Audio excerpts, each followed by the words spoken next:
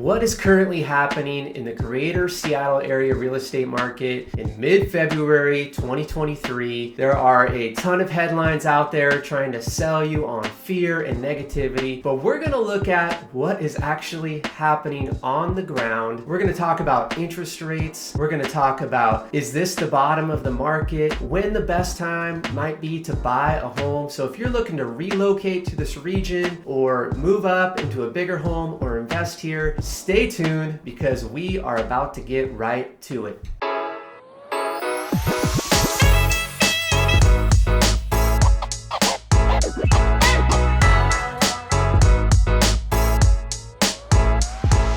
Hi everybody and welcome back to my channel. My name is Matthew Chapman and I'm a local realtor here in the greater Seattle area, and I'm the founder of Chapman Homes and I'm powered by Windermere Real Estate. Thanks so much for showing up and watching. If you can just take a moment and click subscribe down below, that would just mean a ton to me, and that way you'll get notified anytime I publish new content. You could also follow me on Instagram at Chapman Homes HQ and you will find me right there. That way you can be updated on the hyper-local content for the greater Seattle area. Now in today's video, we're going to be talking about what's happening in the market for February 2023, and we're going to help you understand what you need to know if you're looking to buy, invest, or relocate here. So stay tuned.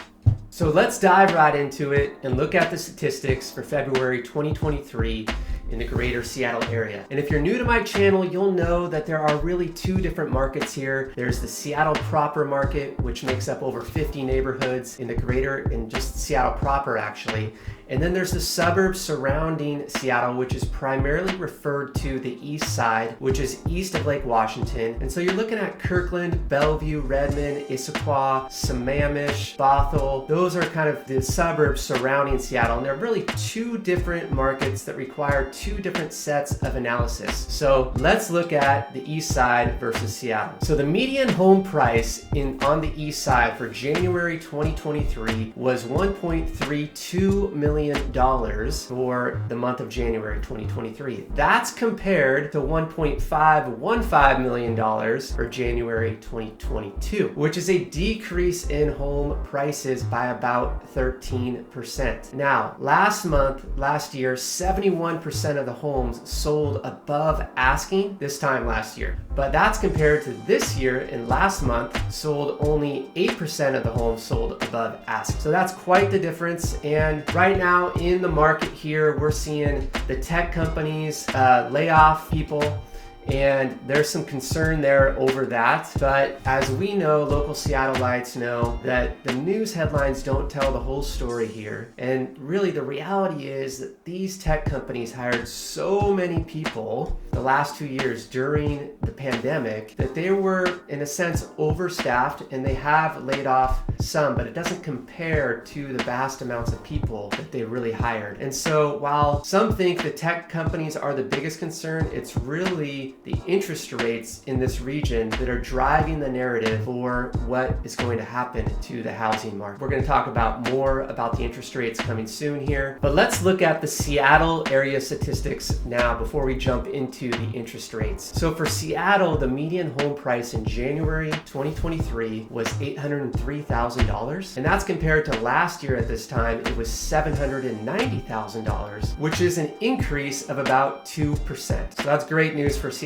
Seattle saw the increase, while the east side saw a decrease of about 13%. And you might be asking, Matt, why the difference? Why such a drastic difference between Seattle east side? Well, again, that is simply because Seattle never saw the crazy appreciation rates that the east side saw during the pandemic. So Seattle increased again by about 2%. 37% of the homes sell above asking in less than 15 days. So that's great news for Seattle. And the month's supply of inventory for Seattle is 1.3, which is actually about the same. It's 1.4 for the east side as well. So there's still very little inventory. There's not very many homes on the market, and that is actually affecting the market right now in a major way, in combination with the interest rates going down from 7.25%. So let's talk about what we're seeing in the market right now. So when we talk about what's actually happening in the greater Seattle area, just know that the national media media is giving one point of view, but it's not a hyper-local perspective, and they don't really report on what's happening in Seattle. And so what I'm seeing here as a realtor is that things can change really on a week-to-week basis, and things have changed. Just in the last few weeks, we are seeing multiple offers come back to the table, and really the reason is because interest rates went from 7.25% down to 6%-ish, give or take a little bit. They fluctuate, but that in combination with the seasons change, we're done with the holidays,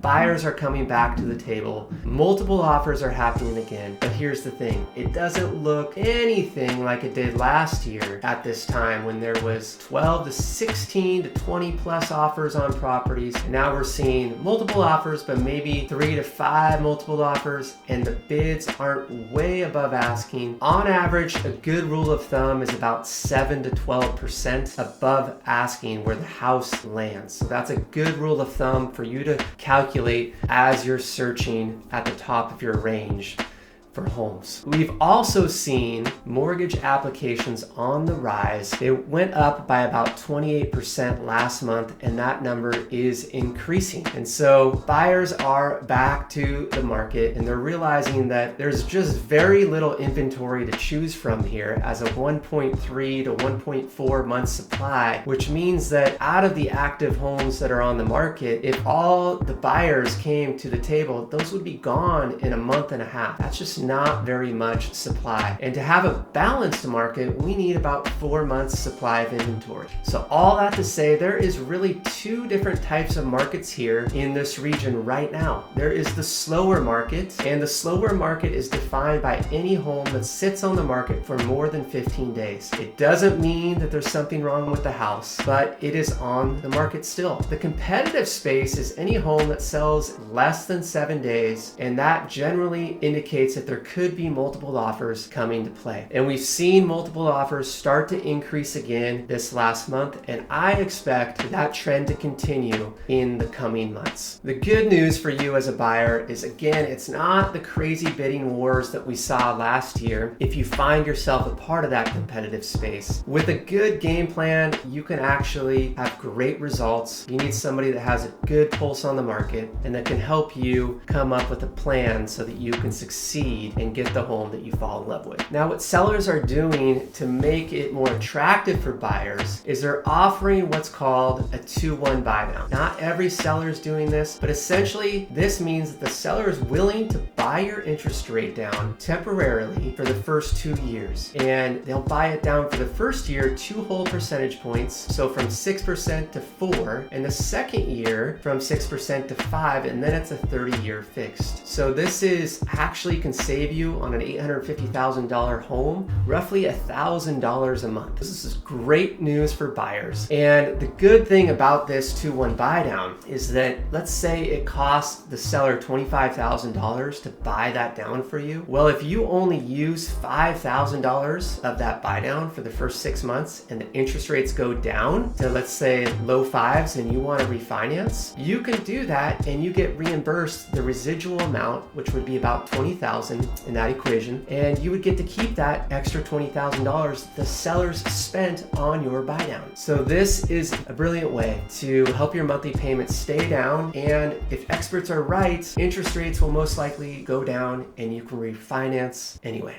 So the other question I've been getting is, Matt, when is the best time of year to buy in this region? And most people don't realize that the best time to buy is actually in late summer. That might surprise you. You might actually think that's the busiest time and that's the most competitive time. Well, the truth is, Seattleites, we love our summers.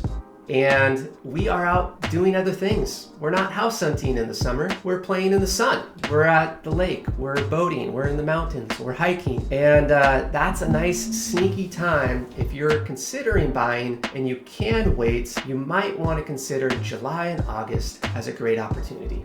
So what does this all mean for you? Well, if you're a seller, I would say try to list in the spring. If you're a buyer, I would be encouraging you, if you can be patient, to say July and August might actually be a great time frame for you to buy. Maybe interest rates will be down by then. But if you're waiting for interest rates to go down to the 2s and the 3s again, you can kiss that goodbye. That train has sailed. It's not coming back, but we can expect maybe the 5s to come back to the table, as I've said before in previous videos. So my advice for you is, if you're looking to buy, is to marry the house but date the rate. Be patient, be ready, be willing to buy now if the right house comes available. But if you don't see the house that you like, then you can wait and just take advantage of that opportunity when it arises. Because if you don't have a good game plan in place and you're a part of that competitive market, you might in fact miss out on the home of your dreams. So if you've got questions about the market, or you're considering relocating here or investing here or moving up into a bigger home, just message me. My team and I, we would love to help discern if making a move is the right thing for you. So feel free to check me out at chapmanhomeshq.com if you want to learn more. I'm Matt Chapman, and I'll see you next time.